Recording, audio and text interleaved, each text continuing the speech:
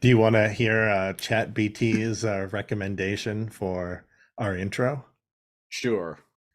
Welcome, listeners, to today's episode where we'll be diving into the world of commercials. Love them or hate them, commercials are an integral part of our daily lives. They're on our TVs, radios, social media feeds, and even on the sides of buses. But have you ever stopped to think about why commercials exist? What makes a great commercial? And how do advertisers come up with those catchy jingles and slogans that we can't seem to get out of our heads? Join us as we explore the history of commercials, the psychology behind advertising, and some of the most iconic campaigns that have shaped our culture.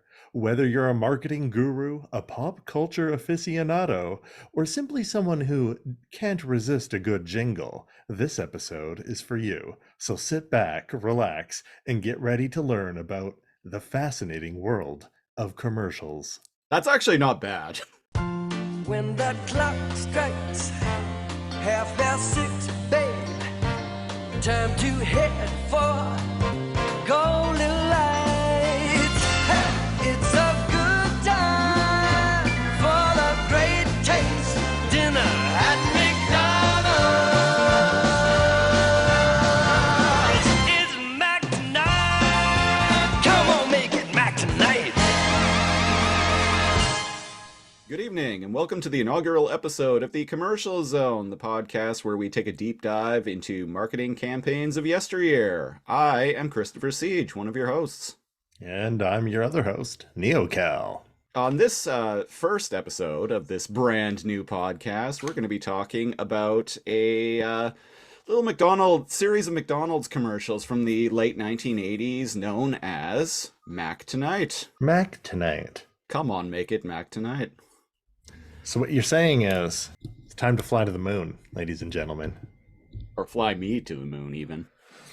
Fly us to the moon. Give us McDonald's for dinner. Dinner! Hey! Hey. So let's start by. Do you want to start by saying what Commercial Zone's all about? Sure. Yeah, since this is the first episode that Yeah. we're recording, and probably going to be the first episode that you're hearing, unless you're joining us from the future, in which case, welcome, and also how much are Big Macs in the future? Yeah. Because Don't let me tell tell me you, that they're any more than 99 cents. because let me tell you, in watching all of these commercials, and folks, there were over 27 of them, and I watched all of them. I was astounded by some of the prices of Big Macs, even as recently as like 1997. Yeah. Which at the time of recording is 26 years ago, and holy shit, do I feel old by saying that. How much were they in 97? Do you remember?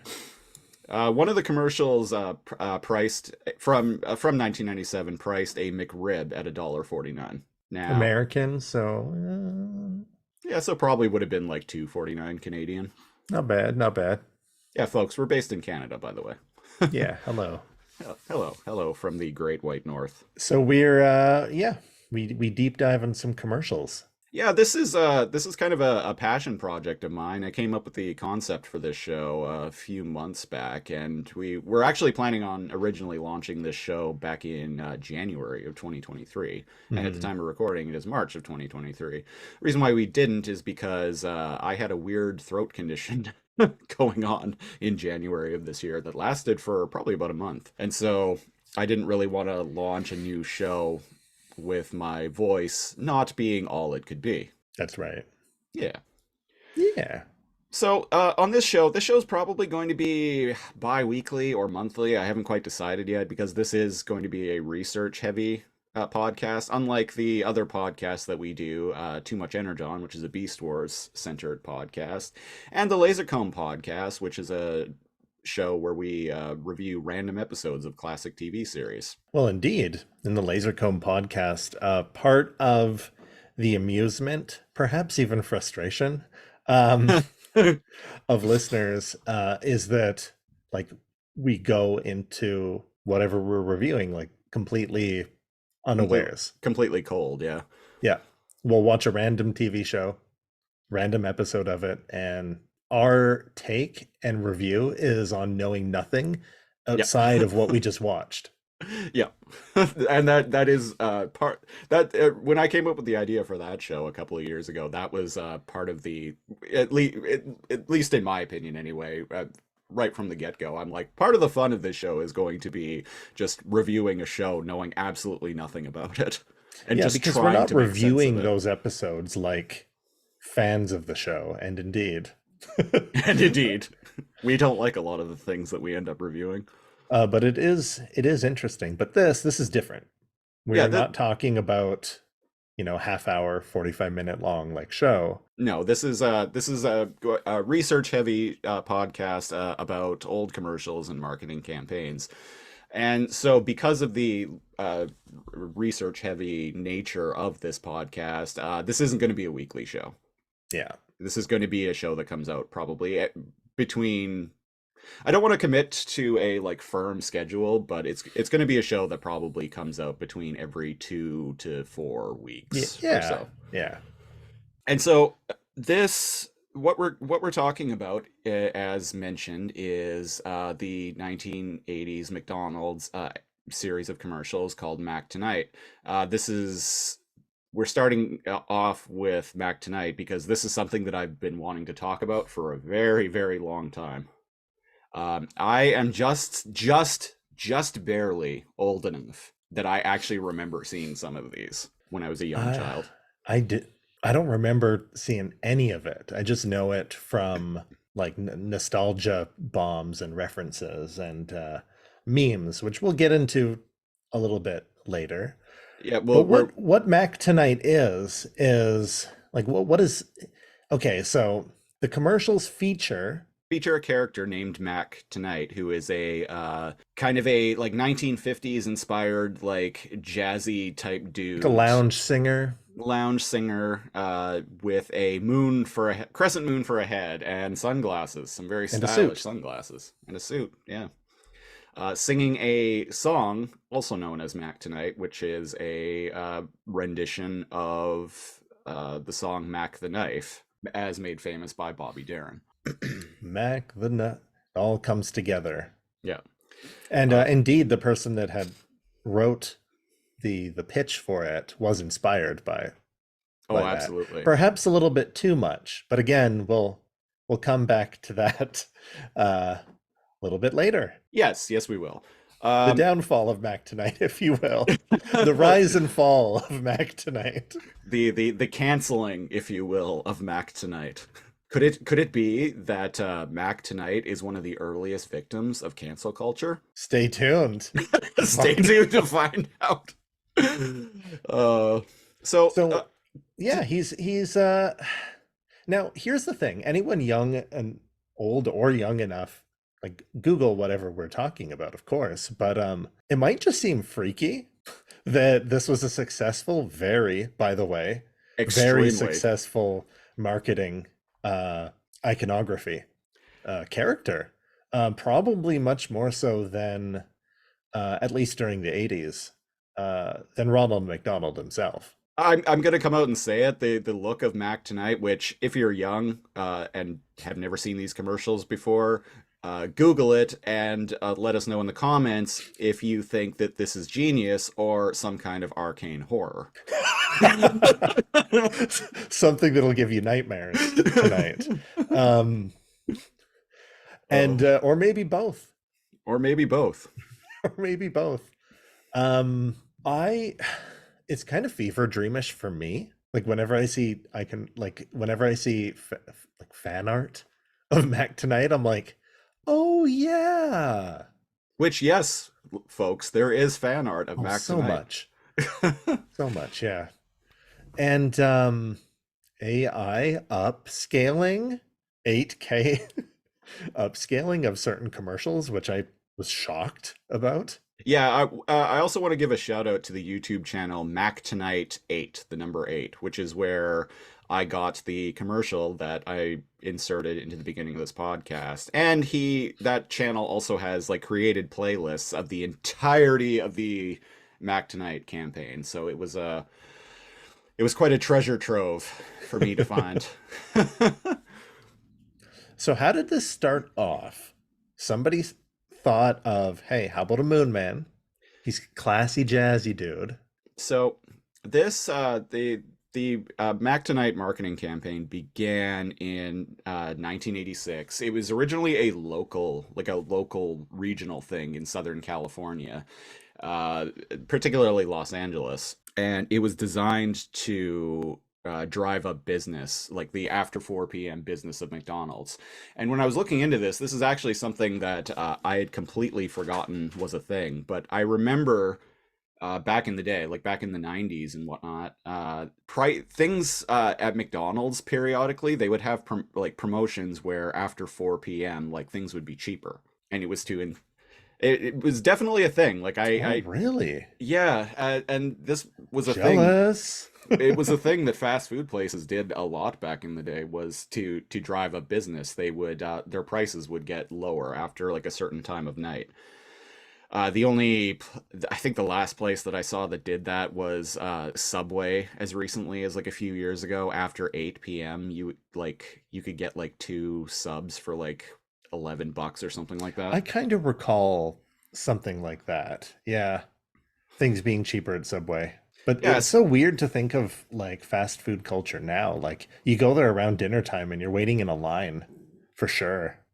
Oh yeah, yeah. And yeah, it's kind of wild to think about, but for something that was so common at one point, which is lower prices on a fast food menu after a certain time of day, it's such a crazy concept to think about nowadays, but it was pretty common Rad. at one point. So Mac Tonight was to drum up business in the evening. In the evening, yeah. It was created by the Los Angeles advertising firm Davis Johnson, Mogul, and Columbato. Columbato.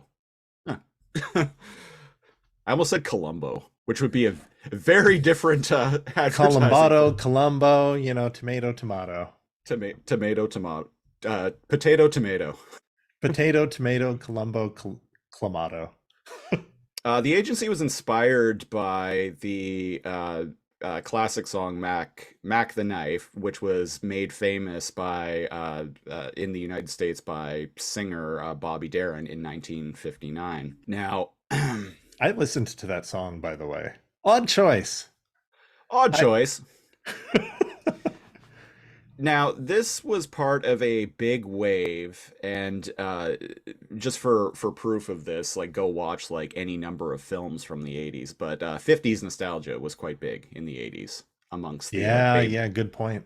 yeah, amongst the baby boomer crowd, which is who they were trying to attract. They were trying to tap into the 50s nostalgia of the 1980s. Like hell, Back to the Future is like almost like literalizes 50s nostalgia in the Right? 1980s. Like by quite literally by someone going back to the 50s. The good old days. The good old days, when everything was great in the world for absolutely every group of people. Everyone. Everyone, right? Right? Yes, What? yes. Uh, No? no, it wasn't. Hmm. Well, shit. Maybe we shouldn't go back. Go forward.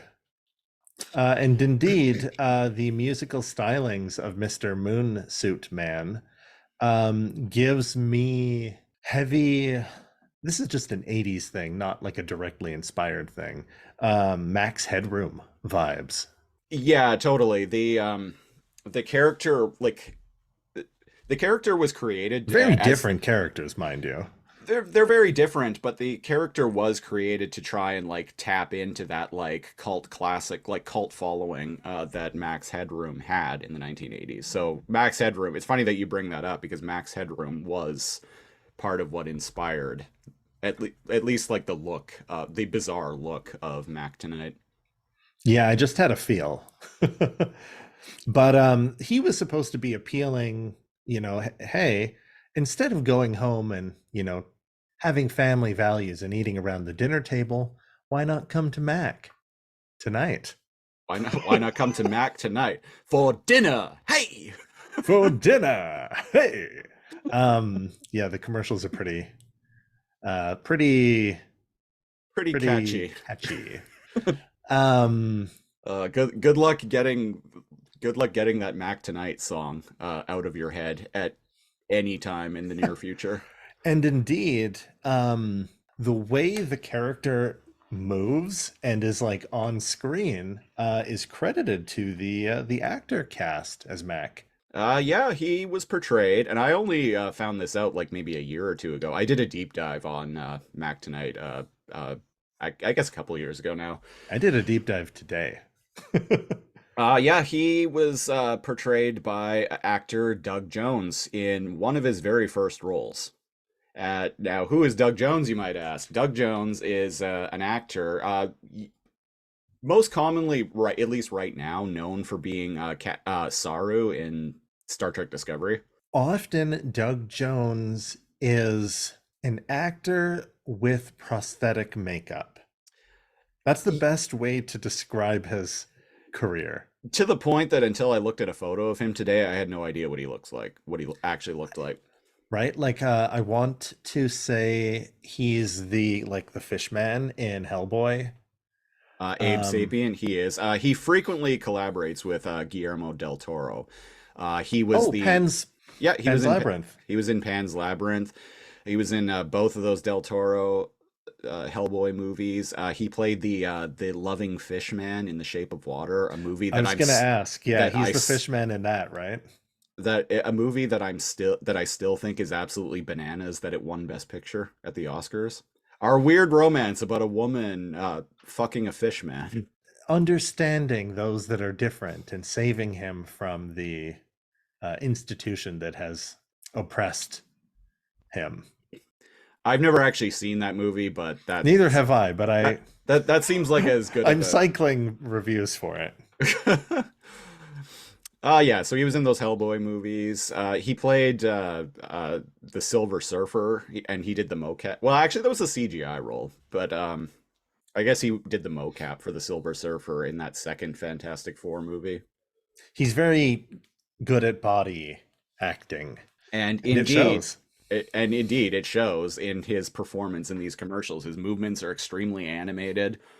Yeah, it's pretty good.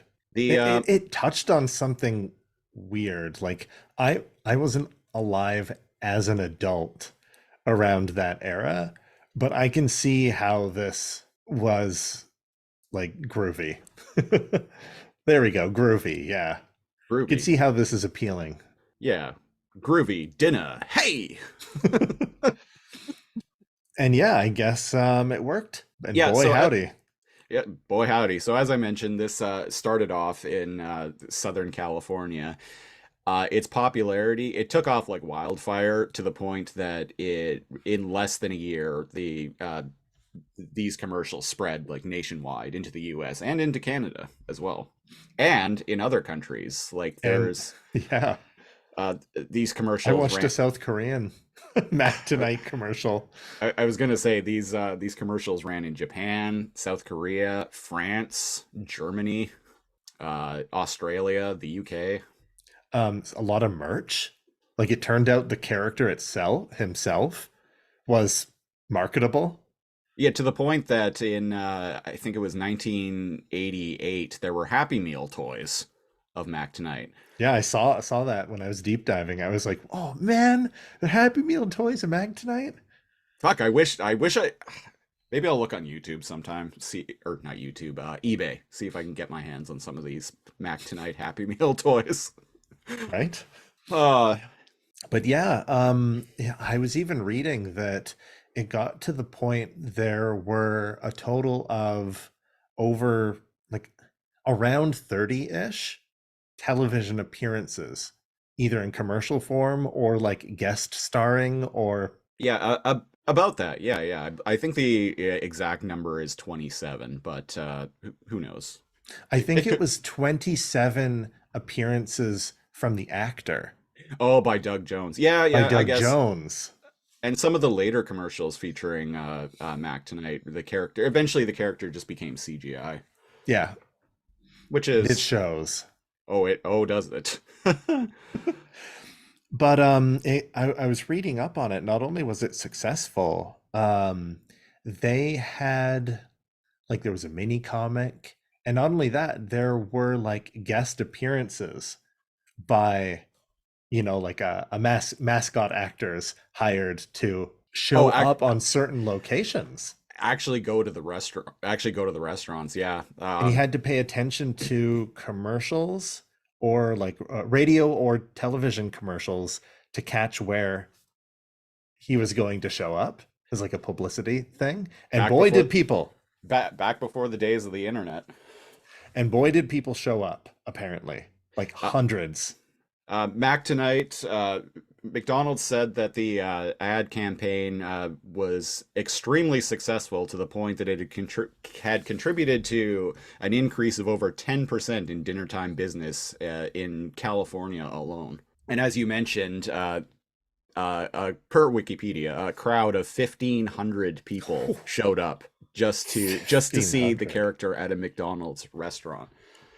And it wasn't just actors in costumes appearing at some of these restaurants. Eventually, McDonald's started building animatronics, installing animatronics of Mac Tonight in restaurants. Right?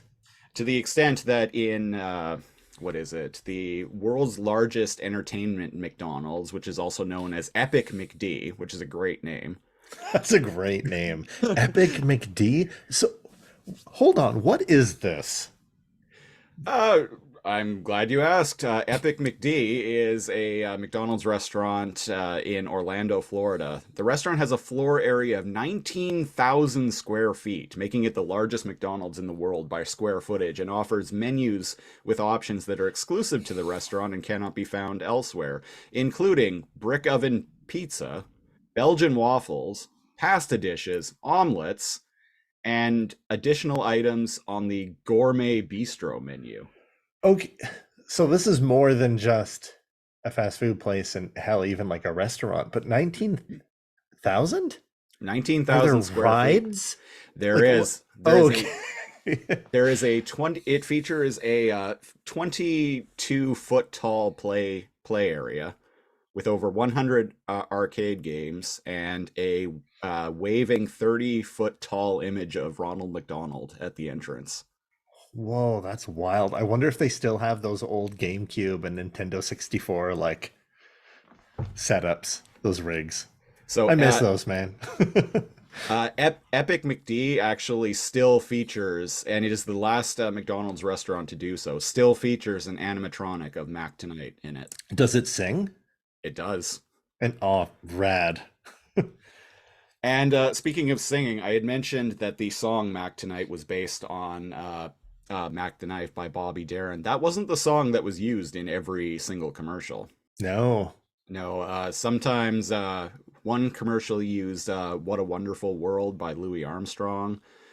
Some featured completely new variations of Mac Tonight, at like versions at lower tempos, or just like with completely different music accompanying Oh them. yeah, there were no lyrics. They were like commercials, right? With like somebody like explaining like what's going on and their deals, and it would just have Mac Tonight like playing the saxophone in the background. Right?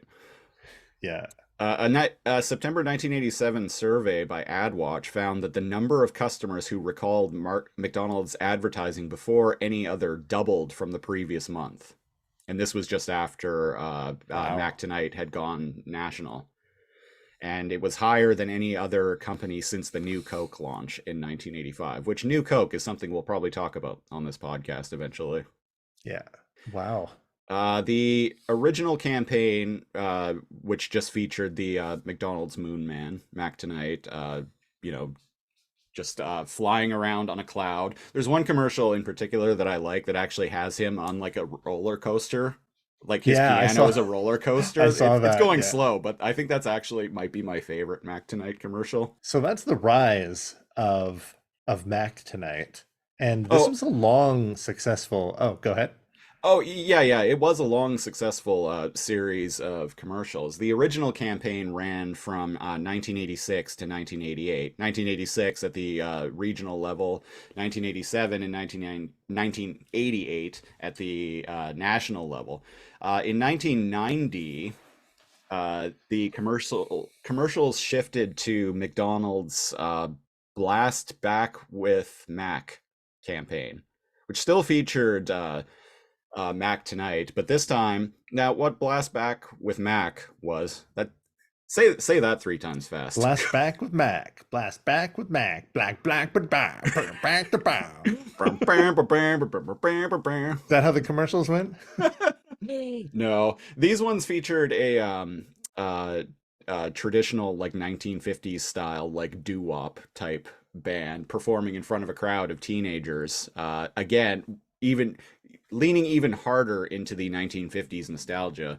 Now, what Blast Back with Mac was essentially you could, whenever you bought drinks, and you still see this to this day at McDonald's, like with their McDonald's Monopoly games, where you can peel off a tab off of the side of a drink. But in Blast Back with Mac, what they did was these were essentially just coupons to give you 1950s pricing of McDonald's items. So a cheeseburger for 25 cents or a Big Mac for 59 cents. It's pretty clever. It is pretty clever, and it worked for a time. But also, to get into the, very briefly, the matter of inflation, which is a serious problem in the world right now. Think about this. Big Macs in the 1950s, 59 cents. Big Macs 40 years later in the 1990s on sale for 99 cents. Big Macs today, 30 years later, like $8. Right? More than double. Yeah. So 150-year, 40-year period, the price doubles. The next 40-year period, it goes up like 5 times. So wages went up that much, right? Right? Right? We're all making $50 an hour minimum wage, right? Oh. But that's on our other social. You can hear our social commentary on our Patreon. Yep. We have a Patreon, which I'll talk about later on at the end of the show. But we have an exclusive podcast on there, which is a lot more off the cuff, talking about things in the world that bother us or make us happy, like this commercial. That's right. Yeah, this was just a thing of joy. I'm sure there was no maliciousness behind any of its campaigning. Oh, other than to make money. Oh yeah. I mean, isn't that what it's all about? It's all about making money. And dinner, hey. So yeah, we got some rapping Mac. We got some Blast Back Big Mac attack. Big Mac snack attack. The Big Mac snack attack with Shaq and Mac. How come that didn't happen? Shaq was huge in the mid 90s, I guess, is when Shaq fever took over. But that's for another episode. I mean, we could talk about Shaq Fu at some point, probably. All right. It did come to an end.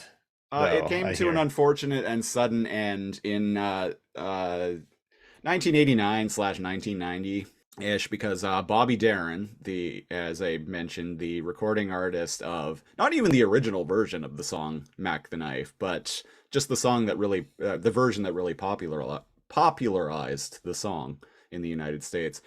Bobby Darin's son, Dodd Darin, claimed that the song infringed upon his father's trademark without prior permission, and filed a lawsuit, as well as an injunction for the song to be removed from both TV and radio ads. As a response to the lawsuit, McDonald stopped airing the commercials and retired Mac Tonight after 4 years of usage. I feel like never saw him again. I feel like that lawsuit wouldn't go anywhere nowadays, because nowadays they could just claim fair use based on the grounds of parody. And indeed, I mean, I'm no copyright lawyer. How do you sue for likeness of style? Right? Because he didn't even originally write the. Yeah, no, he didn't. I mean, it's not like anyone's suing Weird Al Yankovic for his parody song. He always collaborates with the artists. Yeah, that's fair. Yeah. Right, collaborates with them and lets them know, hey, can I blah blah blah, and work on this, and sometimes they even work with him on like writing a new version, right? So they're The theme song to the 1987 film Spaceballs is a clear parody of the Superman theme. John Williams isn't suing Mel Brooks. it's a good point. uh Mortal Kombat theme is a clear homage slash ripoff of the Two Unlimited song from 1992 called Twilight Zone. Two Unlimited isn't suing Mortal Kombat. I guess, yeah, like what do you get out of that stuff? I guess, like, do you know if he got money? Uh, Like hush money, or it just was like a cease and desist thing? McDonald, they settled out of court. Okay, so he got money from it. He got money from it, and McDonald's stopped airing the commercials. There was one final Mac Tonight that part of this campaign that aired in 1990. But then after that, the character was retired until making a sudden resurgence on one commercial in 1994, advertising, which was a new thing at the time. Certain McDonald's restaurants now being open 24 hours. Damn. The character made another comeback a couple of years later in 1996 and 1997 as a more of a like animatronic type character, much more so than a real person. I don't believe Doug Jones was in these commercials. Right. These commercials weren't terribly successful, and I think part of the reason is because 50s nostalgia was long since over by 1997. People had moved on to like 60s and 70s nostalgia at that point. Yeah, there was a mid 2000s CG commercial that was like kind of successful in like Korea. Singapore, Malaysia, Indonesia, and the Philippines. Oh, is that where it was? In 2007, McDonald's brought back a CGI version of the character, and it was actually fairly successful over there. All right. Ghost CG Mac tonight. You know what I would have liked to have seen was like Doug Jones as Mac Tonight on like The Late Show with David Letterman or something. I was gonna say, or band. Saturday Night Live. Or Saturday Night Live, yeah. Or as the no when you yeah, as the band, not as an interviewed. The camera just cuts and he's just like, miming the saxophone. Yeah, he's just part of like the Tonight Show band. Yeah, that'd be pretty groovy. But yeah, or like there must be an SNL skit here or there with Mac Tonight in it. There might be. Nothing came up when I was looking for Mac Tonight videos on YouTube. Maybe they don't want to touch on certain risque okay, well, I'll just say it. Should we move past all the advertising and move on to meme territory? Right before that, one thing I wanted to mention, and this actually surprised me because I discovered this while I was watching like Mac Tonight compilation videos on YouTube. He actually, in a way, kind of cameoed in an episode of The Simpsons. You shared that with me, yeah. Yeah, Homer. I don't know what the context for it was, but like Homer like grabs a cardboard standee of Mac Tonight, and Lisa even says, "Dad, that's Mac Tonight." But yeah, so yeah, let's get into talking about the meme ability of Mac Tonight. The meme ability, yeah, which I had not known about until I started to look into it today. I actually heard about the McDonald's Moon Man memes on a podcast that I have been listening to for years. It was one of the co-hosts at the time brought up the Moon Man memes. So anyone listening that doesn't know, like they were like me, around mid 2010s, Moon Man memes started making their way around the internet, probably originating on 4chan. And it actually originated on the site YTMND. You're the man now, dog. You're the man now, dog. You're the man now, dog. Of course it did. It originated. Yeah. I actually used to like that site So did I. back in like 2005. I remember there was one that was and this was around the time that Star Wars Revenge of the Sith was a new film. But like Vader going, no, someone had cut that in with the Price is Right fail sound. Whoop, whoop, Boom, whoop. boom, boom, boom. No. No. I remember that, Yeah. man. So the site was funny for things like that, but in 2007, the someone made a video of Mac Tonight, the McDonald's renaming him Moon Man, uh, as advocating for racism. And so, how did this meme do that? I actually don't know, and Hmm. I didn't really look for the meme because I didn't really want to give traffic to that kind of thing. So basically, it's you look at it and it's obvious, has obvious intent. There was a time in the mid 2010s where people were uploading videos to YouTube of Moon Man using text to speech software to say racist and hateful and sexist and homophobic things. And indeed, before the 2016 elections, there's a lot of pro-Trump, pro-gun, uh, Pepe, and Moon Man like crossover memes. Alt-right memes weren't a thing that I had never really like seen or like deep dived into them at all. Like it's been like over a decade since I've even bothered looking at 4chan, right? And but yeah, I didn't realize they're loud and proud. Well, Those shameless memes. and me and you are just so like in terms of like our personal lives, we're so disconnected from like the kind of people who would like indulge in those kind of things. Yeah, I don't see Pepe memes like fucking anywhere, man. No, neither do I. And And I didn't even know that that frog character was adopted, or Moon Man was adopted by the right. I thought it was just meme frog, right? Like I didn't realize that became a well, and thing. I knew about Pepe the Frog becoming it, in like around like 2016 or so becoming appropriated by the alt right. I knew about that from a YouTube series that I watched called Internet Today Mm, with yeah, Ricky and Ellie. They talk about things like that. I knew when a couple of fans showed up at a Jordan Peterson book signing with a Pepe like flag, and I was like, Of course. "Wait, what?" Yeah, and indeed, a Salon article compared Moon Man to Pepe the Frog.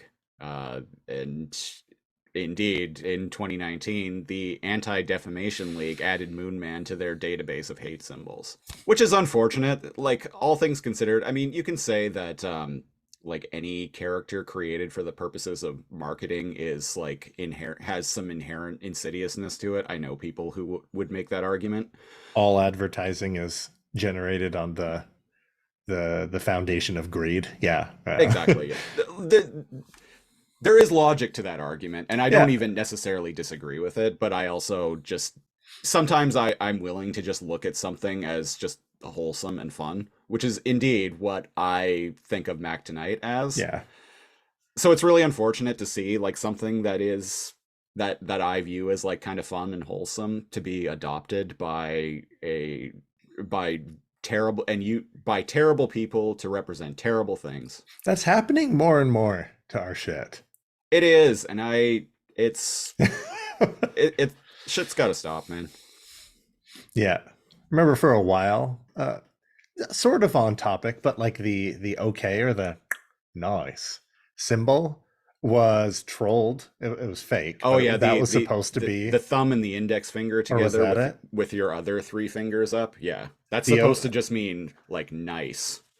but then that was 4chan made fake spread around the internet that was like a secret like white powered like symbol or something like that, and I was like, oh man. A visual hail hydra, if you will.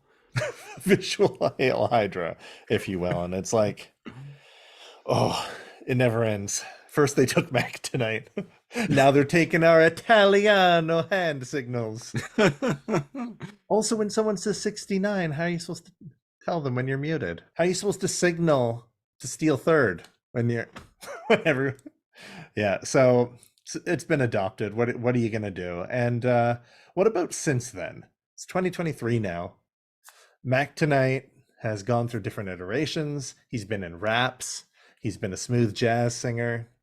Um, he's been CG. He's in terrible memes supporting Trump. Where is he now? Is he just gone? He's gone in all modern forms of advertising, but Mac Tonight will forever live on in our hearts. And that was the inaugural episode of the Commercial Zone. If you want to support the show, go to our Patreon, patreon.com/lazorcomb, LAZORCOMB, where at the single $5 tier, you get access to a weekly exclusive podcast called the Super Lasercomb Patreon Super Show. Don't worry, we don't even say it right every time. The Super Lasercomb Patreon Super Show. It's it's in reference to the old Super Mario Brothers Super Show from the late 80s to early 90s. You get access to that weekly exclusive podcast about once a week or so, and a bunch of archival content like movie commentary tracks, which we should do another one of those pretty soon. Yeah. We used to have a news and current events program called Lasercomb Tonight. There's 38 episodes of that on there. There's old preamble recordings, and you also get to pick a show for us to review a random episode of another podcast of ours that I mentioned at the beginning of the show, the Lasercomb podcast. That's right. So if you want to get in on that, go to patreon.com/lasercomb. Follow me on Twitter at Lasercomb, spelled the same way. Cal, where can people follow you? You can follow me on Twitter and TikTok at NeoKal, NEO_KAL. On the next episode of the Commercial Zone, we're going to be going for a blast. It's going to be a real blast because we're going. We started off in the 80s, we're going to the 90s, and we're going to be talking about a little marketing campaign by Sega of America called Blast Processing. Amazing. So keep an eye out for that. And until then, I've been Christopher Siege, one of your hosts. And I'm Cal, your other host. Thanks for listening. Don't touch that dial until next time.